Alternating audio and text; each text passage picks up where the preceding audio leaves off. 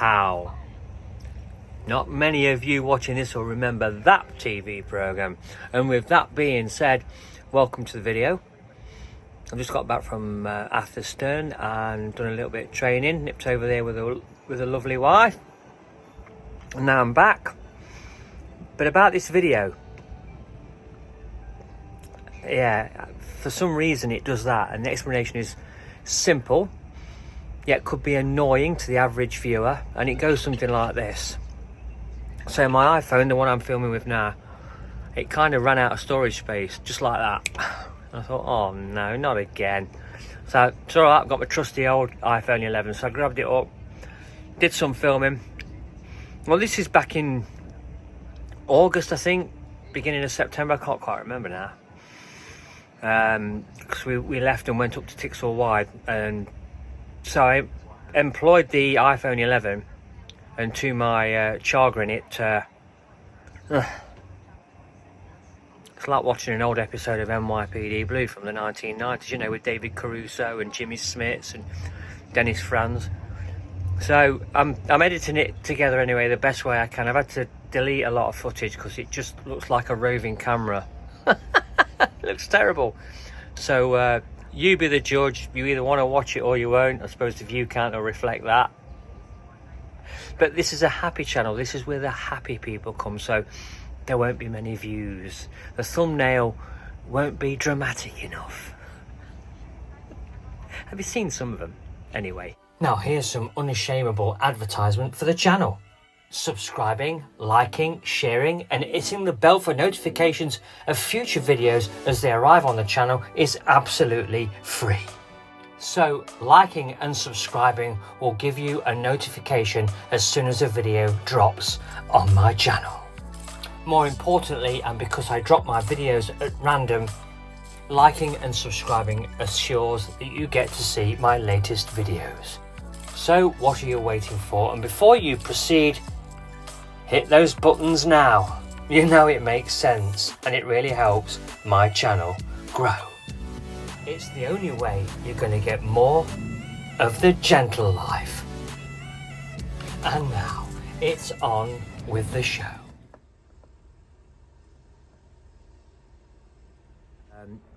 I think it's time for a title sequence. Hi there, welcome back to the channel. Welcome to another video.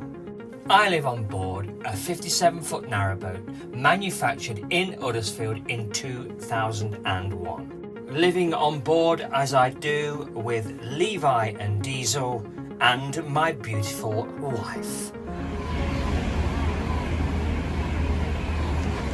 Giving up bricks and mortar in 2015 for a fresh start and a new life on the water. And what did we give up? A beautiful yet modest lakeside property with a jacuzzi, an annex, a gym and a cinema. And do we ever look back? Well, no we don't. We have met some interesting and exciting people, visited some amazing places and interesting locations, stayed at some of the best marinas on the system and travelled some of the most exciting canals, including the Ashby, the Coventry, the Grand Union Canal and the Trent and Mersey. It is an exciting time, and 2024 means that we have been on board almost 10 years. So why not jump on board with us? And why would we want to do that, I hear you ask? Because we will introduce you to the gentle life. Oh no, you're not going mad. You've seen this clip in a previous video. In fact, it was previous to the previous video because we were on our way up to Tixall Wide. We're here at Fradley Junction. Last week's video saw me take a little excursion back to Atherstone, which isn't far up the Coventry Canal off Fradley Junction. And then I arrived home to edit together this video, but then found myself curious about something I'd read about the Lichfield Canal restoration, so I headed over there.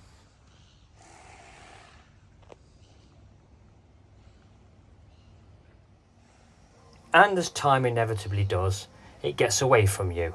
And the next day, I found myself in Derby. And before what I'm talking about becomes completely irrelevant, I'm here with my wife and my good friend Kevin. We're going to look at the menu here at the Swan Public House on the busiest junction on the Trent and Mersey Canal. And for everything else I've just been talking about, you can check that out in the description down below. Take a look at this. Oh, I thought I'd try this. Never drank this before, so it wasn't bad actually. And the food was simply nice. I meant to say delicious. So it's the Swan at Fradley for some great guest ales and a cracking food menu. Well, would you believe it? It's raining again. And before I break out into song, it's nice to be awoken by familiar sounds. And what breaks the silence better than anything else on the canals, besides the birds and the bees, is the sound of that. And what does that mean? It means that I've got 2 dogs on board and it's time for a walk. And what better place to do it than here? A slight deviation to the Coventry, why not? Some 250 yards down from the junction, we have the trading boats. Nice little mews. But now it's over to the Laughing Duck Canalside Cafe for tea, maybe coffee, and definitely a bacon butty with an egg on top.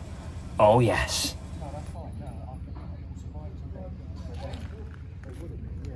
It looks like Solar's still having a tough time charging this up. And what do we have here? We have a newbie. We just had a chat with him, giving him a little bit of guidance whilst he's on his way to the River Trent. We're on our way to Tixall Wide. But first we've got to get through the rest of the flight of locks here at Fradley Junction. However, there seems to be a slight problem. There's quite a few boats waiting to get through the lock, up and down. But that's okay. It seems to be somebody new to the boating community, shall we say, who seems to be struggling to get through the lock. Hasn't quite got a grip on what the paddles are for, but with a little bit of help, that was quickly abated. As an experienced boater, seizing the initiative, getting moored up and assisting at the lock, things were returned to normal as quickly as possible.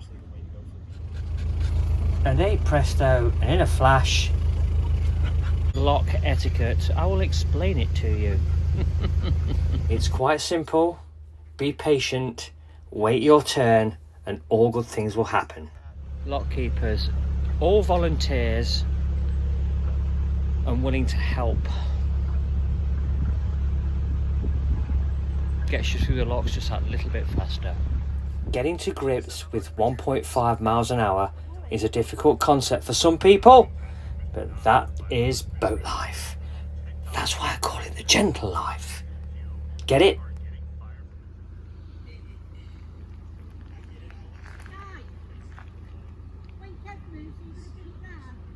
Will do. Well, we're at Wood End lock number 20, Trent and Mersey. You can see there's some temporary works, the Erris fence over the other side of the canal. You can see it there as well, and some of the CRT moorings. Now, unfortunately, or fortunately, depending on your point of view, there's been a compulsory purchase order of the cottage, of the grounds, and obviously the CRT moorings there. This is to accommodate the high-speed 2 rail, which is currently under construction here in the UK. And for those of you watching, probably overseas, or are interested in the HS2 project, I know I'm not, and I'm in rail. So what does that say? I think it's got something to do with those horrible precast units, and everything looks like concrete. Complete opposite to how infrastructure should look. And why is that, Nigel, I hear you ask? Well, it's simple. I just love heritage. I love infrastructure, and something that looks like a concrete mass, that's just not infrastructure. However, for those of you that are concerned about how this is impacting the canal system and heritage at large, I'll pop a link in the description down below. You will see from the AFC designs how the existing alignment is being affected. Well, we're into it now. We're coming up to Kings Bromley, Waterside and Marina, and just prior to this marina there's been quite a lot of clean-up work done. One of the properties was very dilapidated, but it's nice to see it's been cleaned up now. Look at this.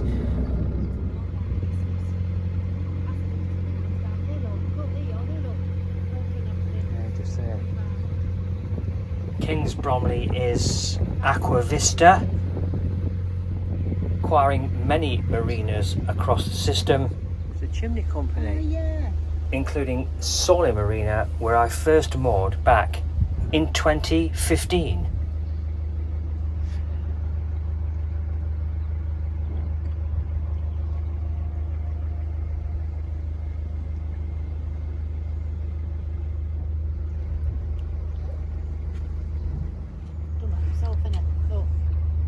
When you come across a familiar boat like the Chimney Company here, you tend not to say anything, you just stare at the boat. It looks absolutely gorgeous and unique.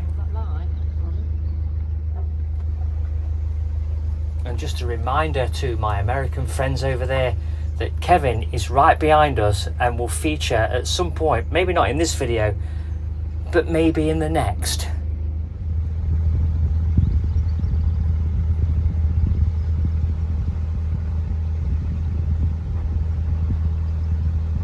Well, it's a while before the next lock and we're into the countryside now. It's nice to leave the towns behind and built up infrastructure.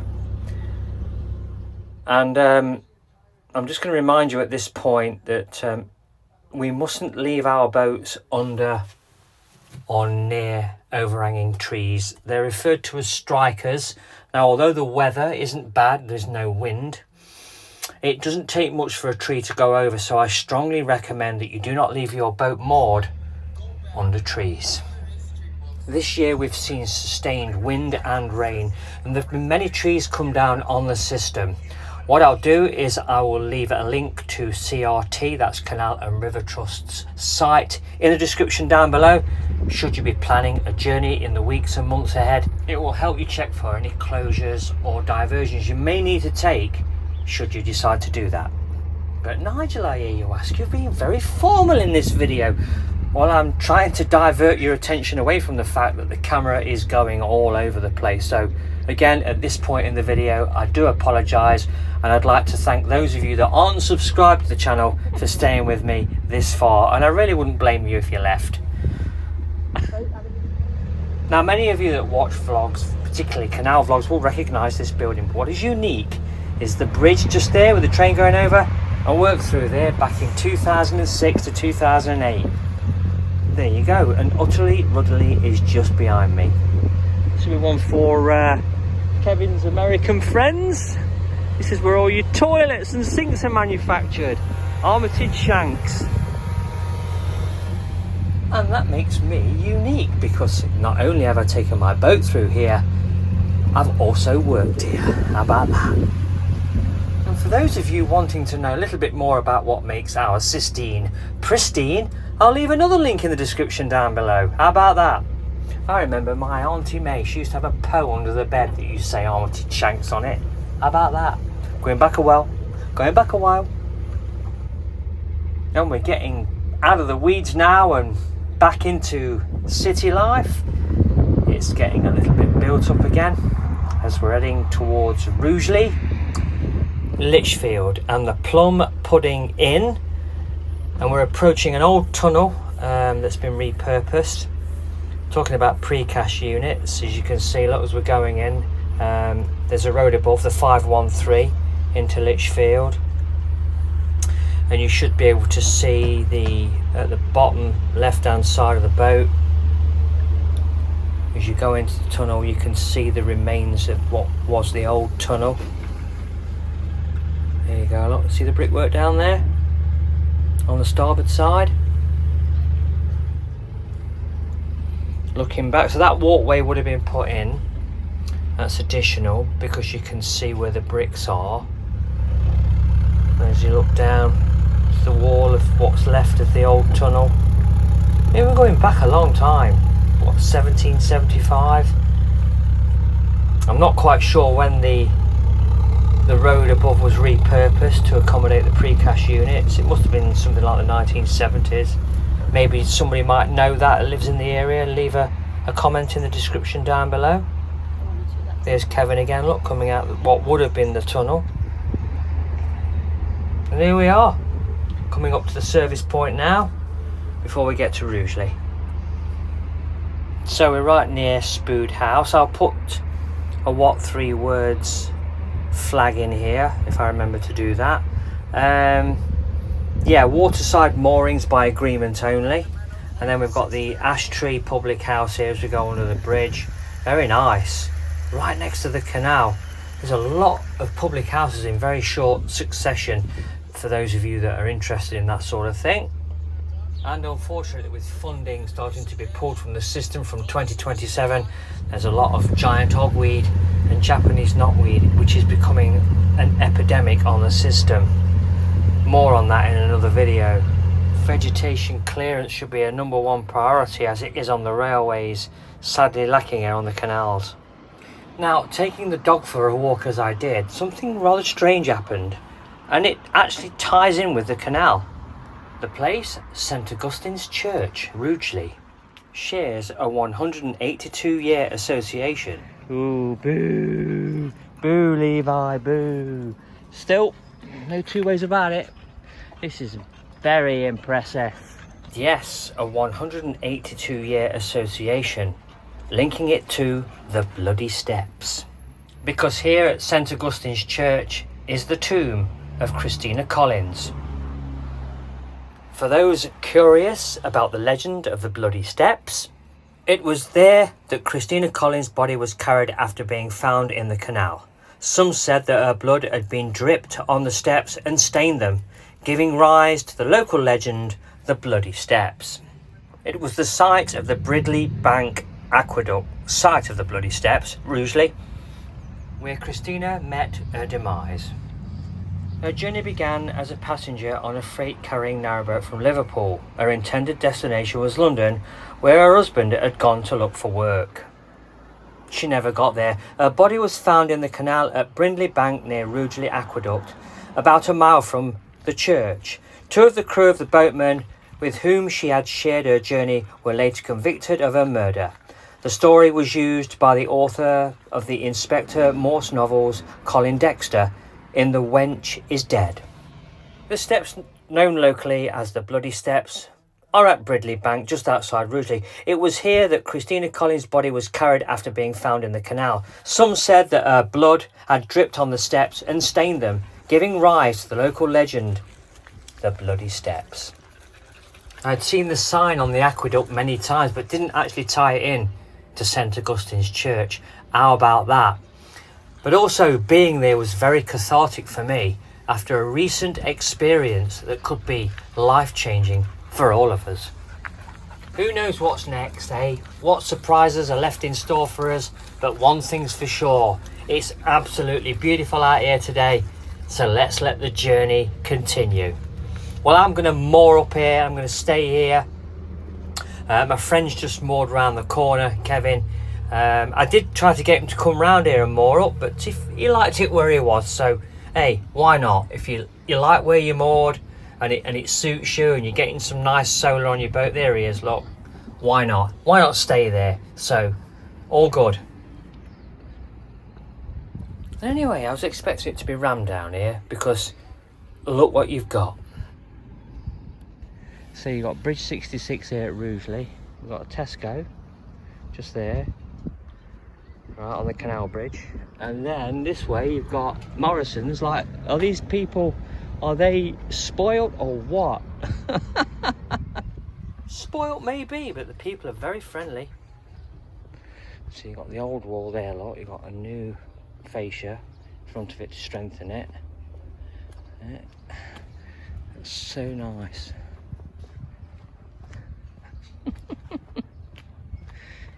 We've got 2 days, but we only stayed overnight, and now we're on our way to Great Haywood. If you like what I'm doing here, please consider subscribing to the channel, whether I'm here at the Cromford Canal restoration or anywhere else on the inland waterways.